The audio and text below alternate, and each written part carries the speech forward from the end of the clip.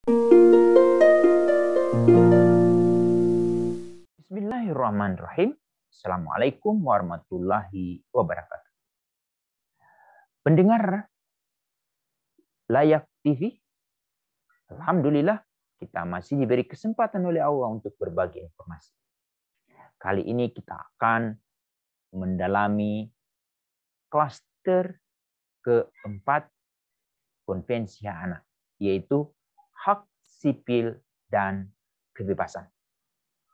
Bila kita ingin mendalami apa saja yang diatur dalam ketentuan-ketentuan yang terhimpun di dalam hak sipil dan kebebasan, Anda perlu membaca beberapa aturan.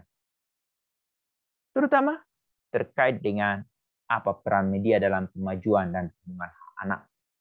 Kemudian mempertimbangkan sebuah General Comment nomor 8 tahun 2006 tentang perlindungan anak dari hukuman badan dan lainnya, terutama terkait dengan hak sipil. Selebihnya kita akan bahas secara komprehensif beberapa pasal yang ada di klaster ini. Pertama, terkait dengan pasal 7. Bagaimana kita memastikan pasal 7 ini terimplementasi di Indonesia? Pertama, terkait dengan bagaimana kita memastikan bahwa kita memiliki database kependudukan yang benar-benar lengkap. Untuk itu, sejak anak lahir ke dunia, itu mereka segera terregistrasi. Jadi hak anak terregistrasi itu menjadi utama. Siapa yang dapat melakukan ini? Tiada lain adalah Kementerian Dalam Negeri melalui Direktorat Jenderal Administrasi Kependudukan yang kemudian memiliki layanan sampai ke desa-desa, kelurahan yang kemudian itu dihimpun oleh Dinas Kependudukan dan Catatan Sipil. Sehingga di sana setiap anak itu terregistrasi dan otomatis mereka mendapatkan dokumen-dokumen penting, antara lain akta kelahiran, kartu identitas anak, lalu kemudian mereka yang sudah berusia 17 tahun, mereka langsung terakses dengan kartu tanda penduduk. Itu yang pertama. Yang kedua, yang perlu juga mendapatkan perhatian terkait dengan pasal 7 ini, yaitu anak-anak mengetahui siapa orang tua mereka. Baik itu orang tua kandung, atau orang tua angkat, atau wali mereka. Mereka harus tahu sesegera mungkin. Untuk itu, bagi ayah dan bunda yang memiliki anak angkat, segerakan untuk mengkomunikasikan hal tersebut kepada mereka agar mereka sejak awal mengetahui bahwa mereka adalah anak angkat. Lalu yang kedua, di pasal 8 terkait dengan identitas. Identitas ini menjadi terasa maknanya pada saat anak-anak ini memiliki prestasi. Baik itu prestasi dari tingkat bawah sampai ke tingkat internasional, itu otomatis mereka telah mengharumkan nama baik negeri di mana mereka lahir. Mereka mengharumkan nama keluarga besar. Sehingga ini yang kemudian mereka merasa diakui. Jadi pengakuan terhadap diri mereka ini semakin kuat. Tetapi hal ini harus adil diperlakukan bila pada suatu waktu ada anak-anak yang melakukan hal-hal yang bertentangan dengan nilai-nilai yang berlaku di masyarakat atau yang berhubungan dengan norma-norma yang berlaku di negara. Bila anak melakukan pelanggaran atau tindak pidana yang kemudian mencemarkan nama besar suatu daerah atau suatu perkampungan, anak-anak ini segera dirangkul sehingga mereka itu merasa ada yang mengakui dan mereka mendapatkan perhatian. Ini menjadi sangat penting. Lalu yang kemudian yang ketiga adalah anak-anak bebas berekspresi. Tetapi bebas berekspresi ini ada deskripsinya, yaitu tidak boleh menyinggung, tidak boleh meresahkan, dan tidak boleh mengganggu ketertiban umum. Bila di Indonesia ini diatur dalam Undang-Undang ITE. Jadi anak itu bebas berekspresi. Tetapi kebebasan anak untuk berekspresi ini sangat ditentukan apa yang mereka baca. Nah, untuk itu pentingnya bagi kita orang dewasa untuk memastikan bagaimana dengan bacaan-bacaan yang diakses oleh anak-anak kita selama ini. Apakah mereka terakses kepada informasi-informasi yang positif, lalu kemudian menghindarkan diri dari informasi-informasi negatif, kekerasan, intoleransi, dan pornografi. Lalu yang kedua, kebebasan anak berekspresi ini sangat dipengaruhi oleh pengalaman selama dia hidup. Bila pengalaman dia positif, insya Allah yang akan terekspresi dari mulut dan tangan dia adalah hal-hal yang positif. Bagaimana bila sebaliknya? Ini juga harus menjadi perhatian kita.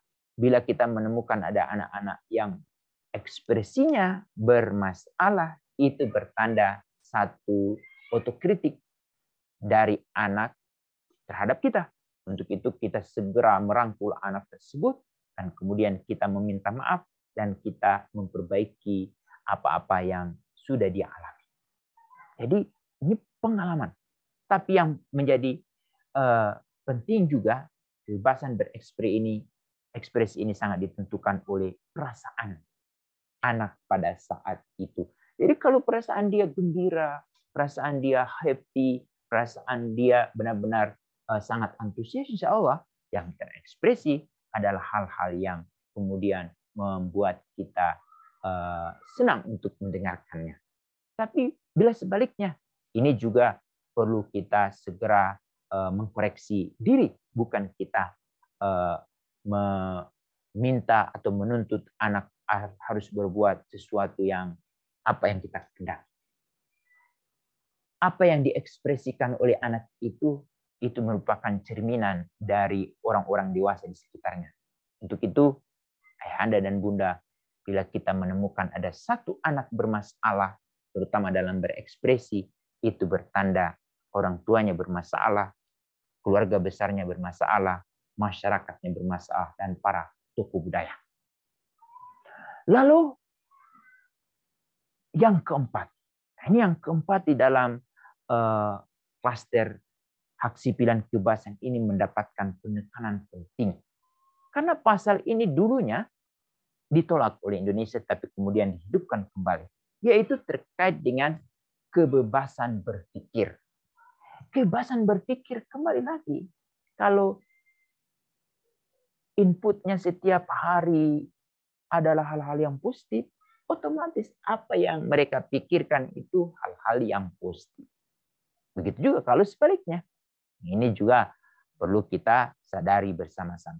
Itu yang pertama. Yang kedua adalah kebebasan berhati nurani. Berhati nurani ini kita sangat beruntung tinggal di bumi Indonesia, di mana para pendiri bangsa ini secara tegas menentukan Pancasila sebagai ideologi dan sebagai dasar negara dan menjadi sumber segala sumber hukum yang akan berlaku di Indonesia. Ini menjadi sangat penting karena hakim yang tertinggi pada diri seseorang itu adalah hatinya. Bagaimana hati nurani ini diasah melalui kegiatan-kegiatan yang berhubungan untuk meninggikan, meningkatkan, lalu bertoleransi, ini tergantung dari orang dewasa. Nah, untuk itu, bagaimana kita memastikan sila 1 sampai sila 5 ini benar-benar terpraktikkan dalam kehidupan sehari-hari pada diri anak, dan itu yang kemudian akan kita lihat seperti apa hati nurani anak kita sendiri, yang itu yang tercermin dari karakternya sebagai orang Indonesia. Untuk itu, apa yang diharapkan oleh Presiden Jokowi melalui Nadiem Makarim, pelajar merdeka, ini benar-benar terlihat, atau pelajar Pancasila ini benar-benar terwujud. Lalu yang terakhir di pasal 14 Konvensi Anak ini adalah kebebasan untuk beragama. Bebas beragama itu berarti bebas menjalankan praktik-praktik ibadah agama yang dianut oleh anak itu sendiri. Nah, ini bagaimana orang dewasa yang ada di sekitar anak itu memastikan mereka benar-benar bebas mempraktikkan hal-hal tersebut. Mereka tidak mengalami tekanan, mereka tidak mengalami gangguan. Untuk itu, fasilitasi dari orang dewasa menjadi sangat penting. Model, contoh, tauladan dari orang dewasa juga menjadi penting, terutama dari kedua orang tuanya dan para tokoh-tokoh yang diberi amanah untuk memastikan bahwa setiap anak itu menjalankan agamanya sesuai dengan kepercayaannya masing-masing. Ini menjadi sangat penting. Kemudian yang kelima, terkait dengan kebebasan untuk berorganisasi.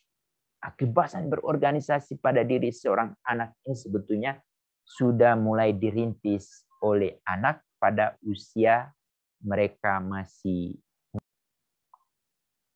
Kemudian mereka sudah mulai perkuat lagi pada usia anak melalui bermain.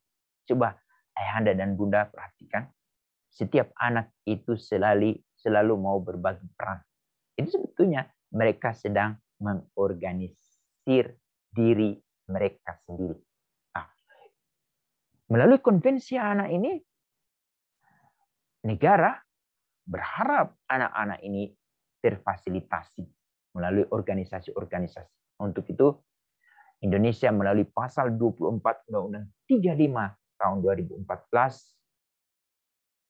terutama di pasal 24, negara melalui Kementerian Pemberdayaan Perempuan dan Perlindungan Anak membentuk Forum Anak. Ini menjadi salah satu candra di muka untuk mempersiapkan generasi-generasi pemimpin-pemimpin, orang dewasa yang bertanggung jawab pada masa yang akan datang.